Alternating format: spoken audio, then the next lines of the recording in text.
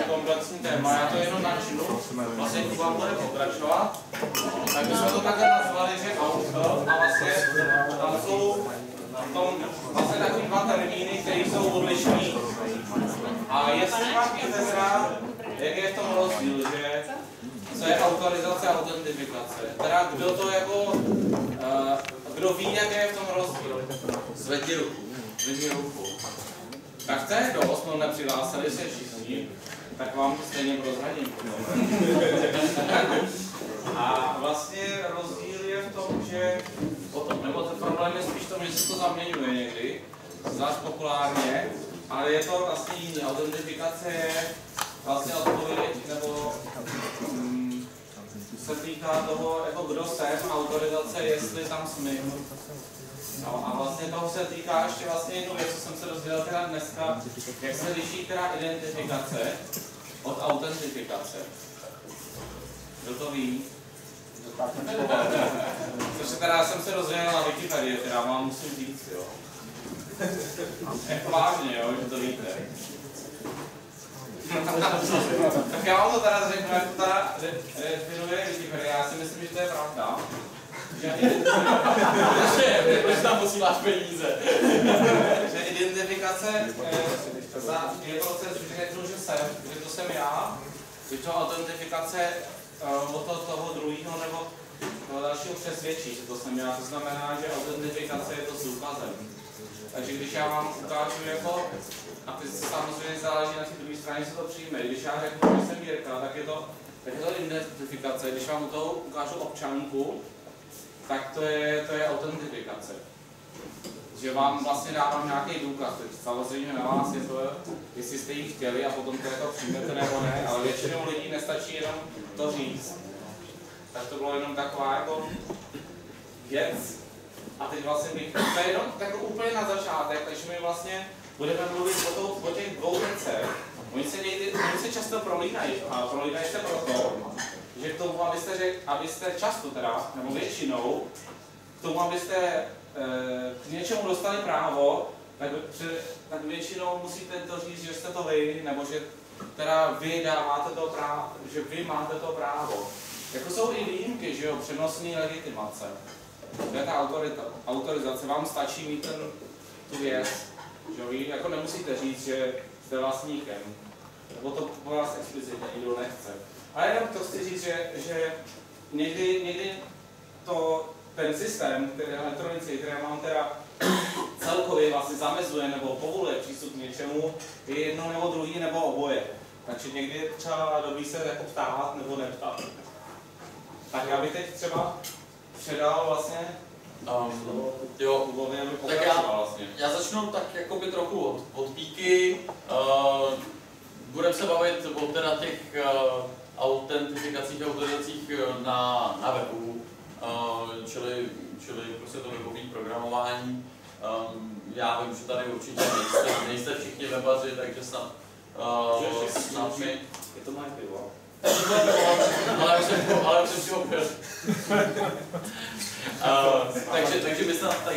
Takže webaři profíci mi odpustí, když to někdy třeba prohránu. A naopak, když někdo čemukoliv nebudete rozumět, tak hnedka zvedejte ruce a ptejte se. Takže jsme na webu. Na webu je ten základní komunikační protokol, čili ten jazyk HTTP, Hypertext Transfer Protocol. A ten protokol, vždycky, když se o něm mluví, tak se tam hnedka uvádí přívlastek, že je nestavový. A co to znamená, to je takový důležitý, že prostě já když pošlu request, tak ten nějaký ten požadavek, ten server není schopný prostě nějak jako rozlišit a prostě pokaždý se zeptám, takový odpoví úplně stejně, je jedno prostě, co jsem se ptal předtím. Takže to prostě má by default. A už já budu poměrně rychle. Samozřejmě, když přijdu na nějakou stránku, tak to všichni že známe, že se prostě přihlásíte, na Facebook nebo Google ví, že tam jsme, prostě, jako, tak to musí být nějak udělané. Takže v tom do toho se používají tzv. Cookies. To je taková okřídlená věta, která dneska je všude na těch webech. Já mám pocit, že to je nějaká evropský, to je docela legrační, když jste v Americe, tak tam najednou není asi na té. Takže tahle stránka používá cookies. Souhlasíte s tím? Co to je? Takže cookies je nějaká věc, kterou si ten server u vás může uložit u toho klienta v tom prohlížeči a vy všechny ty věci potom posíláte zpátky. A to už se pár chytrých masteražů dalo dohromady a nad těma cookies si řekli tak fajn, tak každému, kdokoliv k nám přijde, tak mu vygenerujeme nějaký identifikátor, nějaký řetězec a on nám ho může zpátky a my pak budeme vědět, že to s náma komunikuje on. A tomu se říká sezení, nějaký ten unikátní řetězec. Ale šit dál.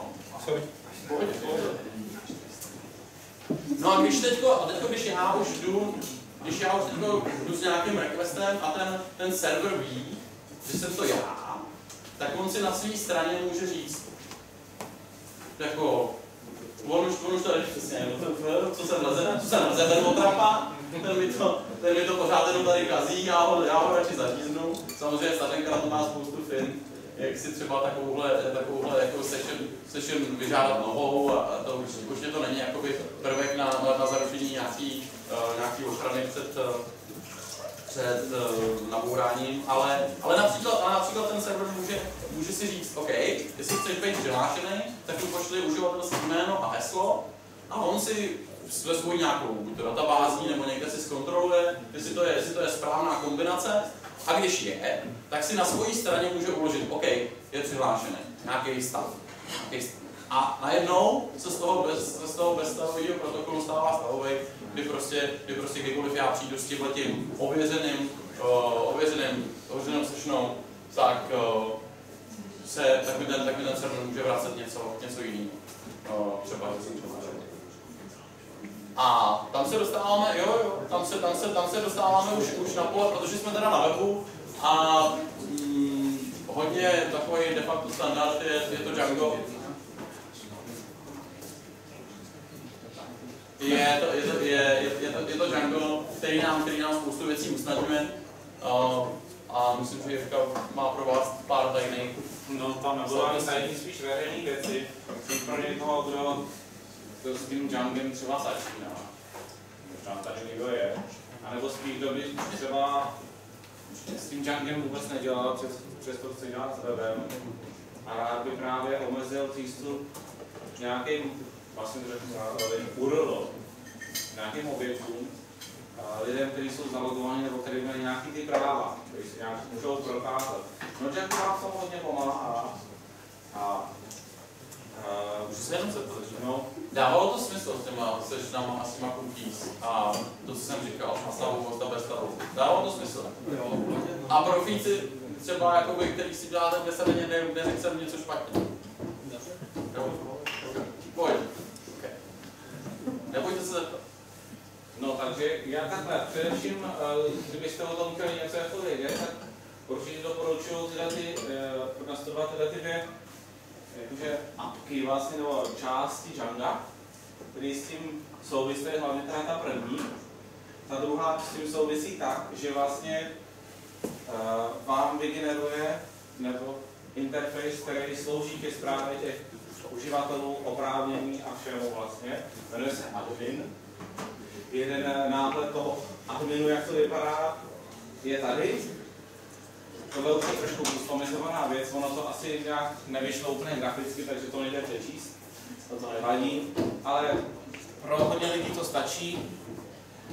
Hodně lidí, když teda vlastně pro hodně lidí stačí, když vy vlastně v tom vašem systému jste schopní vytvořit uživatele, dát jim oprávnění nebo jim je ubrat a vlastně tím omezit přístup do nějaké části webu.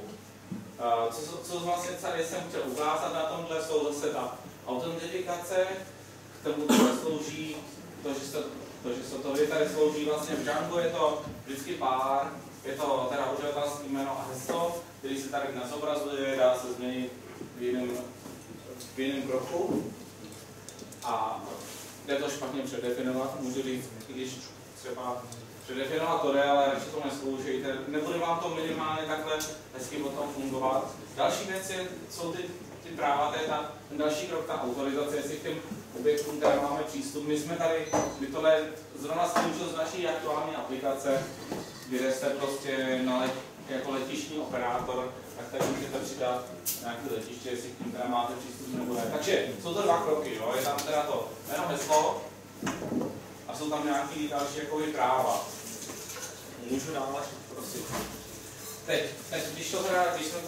jak říkám, je to podle toho mýho pohledu, kdy vlastně tu první věc chcete jako autentifikovat, že to tam uživatel, když se to vy, tak tomu vlastně slouží, nebo to má Django jakoby předdefinovaný pro vás, pro vaši účel model klásu, která se jmenuje user, klasicky prostě, jak říkám, je to prostě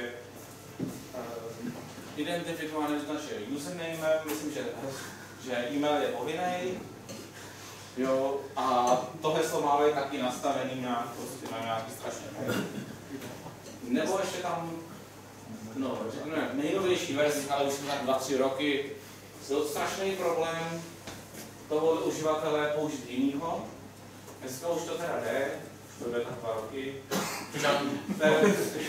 Django, tohle je všechno Django, jo. A můžete podědit od nějakého jiného objektu, který se jmenuje abstract user, a ono to potom docela dobře funguje. My to používáme a nějakým způsobem jsme se vytočili. Můžu ještě nějak? Potom jak to teda použít, to je vlastně asi nejdůležitější. Vy nějaký ty URL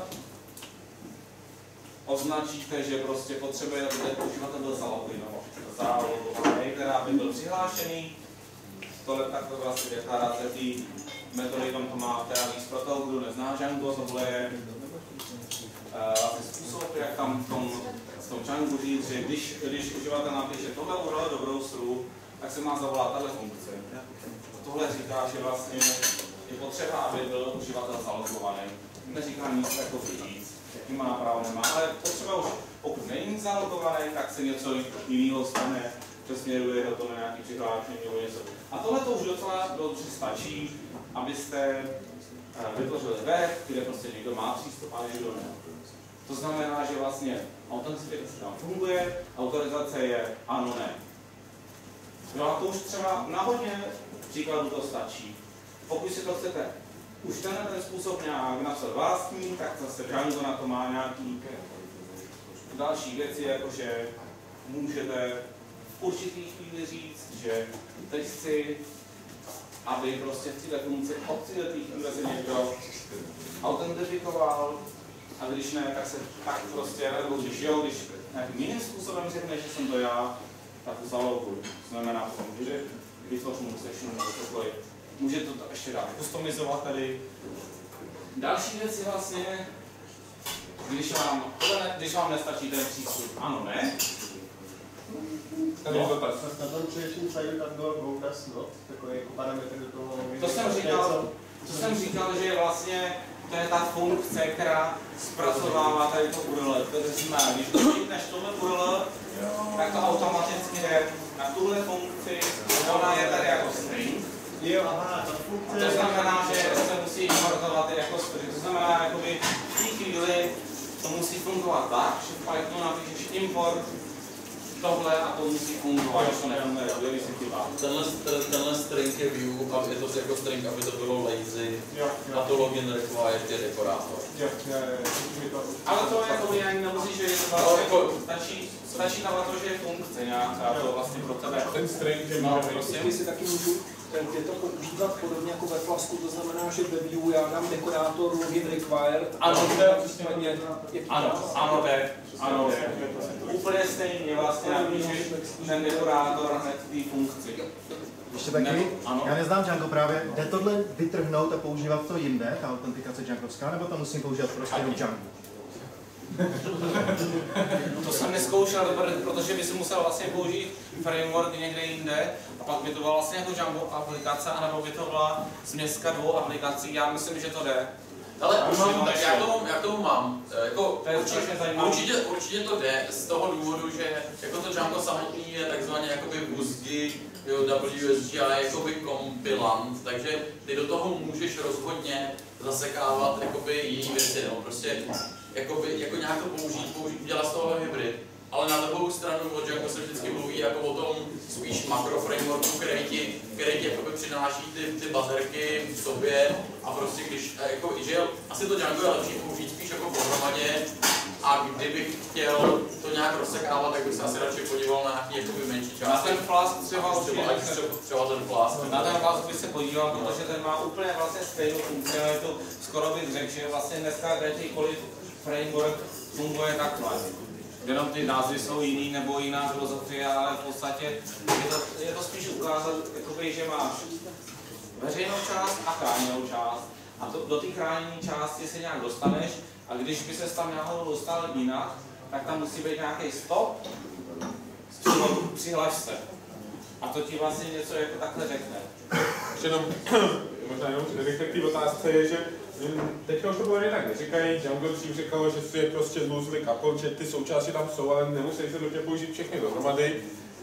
Faktem je, že spousta částí nakonec toho Djanga předpokládá, že se to používá dohromady, takže dokážu si představit, že se to dá jako nějaký WSGI middleware vydělit z toho, ale podle mě to je spíš práce nakonec navíc, než že by se tím člověk něco ušetřil, protože to prostě dojde na to, že najednou buď tam něco jakoby ohejbá, nebo další část předpokládala, že tam je djangovský ORM, protože to vlastně málo lidí to používá tak hodně odděleně, tak je to relativně málo podle mě prošláplá ta cesta a jsou tam občas furt blokery.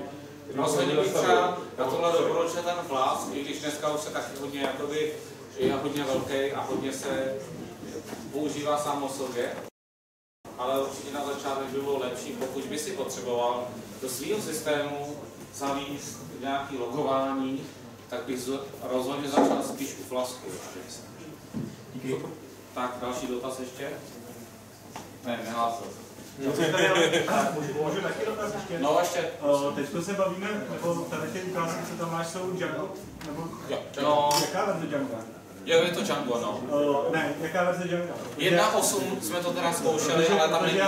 Já běžně většinou jako jsem měl takový ten boilerplate, co jsem používal furt. Bylo, že jsem tady dával vlastně tomu URL jako parametr název toho kolegu, takže prostě go does not. Ty tady máš vlastně tu funkci login request, který dáváš stringový parametr. A vlastně to původně, když si tomu dával jako string parametr název toho view, ano, tak to už je to já nevím, vlastně, já jsem tohle taky neviděl až dodnes, takže nevím, jestli funguje. Ale nevím, takhle, jasně, já nevím, kde to tam vzniklo a kde to i takhle. Takhle jsem to v životě neviděl, mě to samotného jako překvapuje, ale věřím, že to asi jde, jenom jsem to neviděl. A tak já jsem se koukl na dokumentaci k 1.8, kterou používáme, i když tady je 1.9. Dva lidi se tady přiznali, že už to teda používají. Nebo už je to teda venku. Na devítka. Jo, tak super, potom. Tak tam to určitě jde, tohle jde v 1.8. Nevím, kdy to vzniklo, kde se potřeba pořád to číst a číst. No. Ještě ten poslední řádek, settings authentication backends, to je nějaká atribut magie, anebo to je jenom, že ne, to je tam vlastně, když ty chceš, pokud teda nemáte, tam je ještě jedna možnost, tohle, co jsme vlastně ukázali, tam se ukázal jméno, heslo.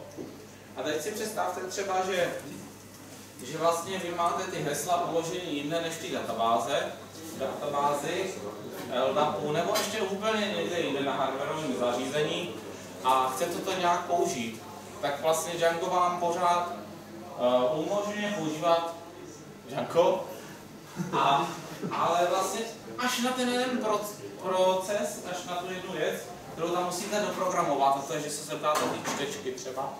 Dej mi heslo pro tohle dozrám, jo, je to ono. Tak ten vlastně vám umožní, to Django to umožní, jako jo. A nebo máte třeba, ten username asi tam podle mě musí zůstat vždycky. Ale pokud byste chtěli nějakým jiným způsobem, třeba otiskem nebo něčím, říct, že teď to jsem já, tak to všechno je možný, takže vy se vám můžete doprogramovat. Takže to znamená, ukázka, kde to je právě to jako, to je právě ten rozdíl identifikace a autentifikace. Vy řeknete, to jsem já, Jirka. A on řekne, no dobrý, to jste se identifikoval, ale teď to dokaž. A to je právě tohle. Jo? To Django vám standardně zabudovaný je to, jo, jaký je heslo. Ale nemusí to tak být. Vy tam řeknete, dej mi otisk. To tam jako jde tady, vlastně doprogramovat. Tohle je vlastně další věc, pokud vám teda stačí, ano, ne, mám přístup k tomu, k téhle úrovni, nemám přístup, tak tohle nemusíte vidět. A nebo teda chcete to víc. A teď vlastně autorizaci vy můžete v tom Djangu samozřejmě jako v každém jiném systému dodělat nebo dokonfigurovat. To se děje pomocí zase toho out modulu a vlastně modelu nebo class nebo jak říká tabulek, když jsme do permission, můžete to použít úplně manuálně. Máte prostě odpověď na URL, v jedné chvíli se zeptáte, má uživatel tohleto oprávnění, tady se to ještě jedne, má oprávnění v této tabulce k tomuhle modelu, anebo jo, nebo si to definujete úplně jinak. Tady tohleto třeba má výhodu, že tyhle vlastně věci vám dovolí zpravovat ten admin grafický, že jim řeknete, k tomuhle modelu, k těm objednávkám má přístup prostě tyhle ty uživatele. Tak potom to prostě můžete rovnou říct, jo, a nemusíte jít dál nic řešit, nebo si ty práva můžete vytvořit vlastní, prostě, že si řeknete, ano, prostě umím kódovat, můžu prostě tady, já nevím, připojit se prostě na terminál a programovat tam Raspy, nebo ne. Jo, umím psát PHP, vytvořit si ty práva, vytvořit si ty permission vlastní, pak to nazvat sem místo, s kterým třeba. No, jde tohle použít i se šablony? Já nevím, teď Django má silný implementovací jazyk, ale že udělám jako když uživatel má právo. To jde, ale zase i ostatní členy týmu. Ano, ale vlastně to se moc nedoporučuje, protože vlastně doporučuje. To znamená, že vlastně ty to jako můžeš zobrazit, no na backendu stejně bys to měl asi znova ověřit, jestli to vlastně jakoby máš nebo nemáš, protože ten člověk vlastně, když to máš v té šabloně, tak to znamená, že ty jsi mu to nezobrazil, nebo jsi mu to zakázal, ale člověk, když si tam jako vleze do command lineu, tak by to mohl nějak podporovat. Ale já myslím, že mám stejný view pro všechny uživatele, ale někdo má vidět něco navíc. Tak ano. Jestli to v té šabloně to něco navíc může ano, to jde. Vždycky, když je přihlášený, tak mu dám odkaz na vyhlášení a na otázky. Tak, to je to podmínku o tom. Nějaký dotaz tady byl. No, to je asi všechno, ne? To už asi podle mě nic není, no. Dotaz je jenom ještě trošičku k té části, kdy jsi mluvil o těch sectionách, Kubík, že jsou uloženy nějakým způsobem v tom browseru, jakým způsobem se to zpracovává na straně toho serveru, backendu, tam prostě na straně toho kódu, co píšu. Děkuji Alešovi za oslý ústek. Mně se to hodí. Takže, jak Jirka ukazoval předtím, tam byly nějaký ty authentication backends v Djangu, že to docela hezky konfigurovatelný, na spoustu věcí jsou tam backendy. A právě to, co jsem popisoval na začátku s těma, že teda mi vygeneruje nějaký unikátní řetězec, to je pro mě ta session, to je pro mě to sezení, který já prostě posílám na ten server. A tak defaultní nastavení toho Djanga je, že ono má normálně v databázi nějakou tabulku, kde si tyhle sessiony udržuje. A přesně se k nim má uložený u mě nějaké informace, takže tam má třeba klidně uložený. Je přihlášený, nebo je mu 128 let, nebo prostě já nevím všechny tyto věci. A asi by se to nemělo úplně zneužívat, ale typicky na to přihlášení se to používá. A to je fajn, protože to je poměrně jednoduchý a je to prostě, funguje to rovno. Na druhou stranu, třeba při nějaký vysokozátěžové aplikaci, to prostě při každém přístupu to pro mě to začne vytvářet něco v databázi, tak je takový doporučovaný způsob třeba v Djangu v tom škálování, že tyhle ty data nemusí být nutně na straně toho serveru. A dá se udělat taková finta, že se to všechno uloží u toho klienta. A on mi to bude posílat zpátky. Ale tam byste si jakoby mohli říct, to je divný, že jo? Tak přece on si to může nějak ty data pozměnit a může si klidně říct, jo, já jsem přihlášený, někde to prostě poeditoval a poslat mi to zpátky. Na to se používá nějaká prostě kryptografická finta, že se sice u toho klienta se uloží ty data, ale k těm datům se tam ještě uloží nějaký jako digitální podpis, který je založený na nějakém tajném klíči, který má jenom ten server. A protože já to potom posílám, já jako ten klient, to potom posílám zpátky ty data, ale ještě posílám ten podpis, tak on si ty data vezme a zkontroluje si znova si spočítá ten podpis a zkontroluje si, jestli to sedí a jestli se mu neposlal nějakou blbost. Tomuhle backendu se říká signed cookies. A tím bych možná teda přidal Alešovi, jestli se nic nevynechal.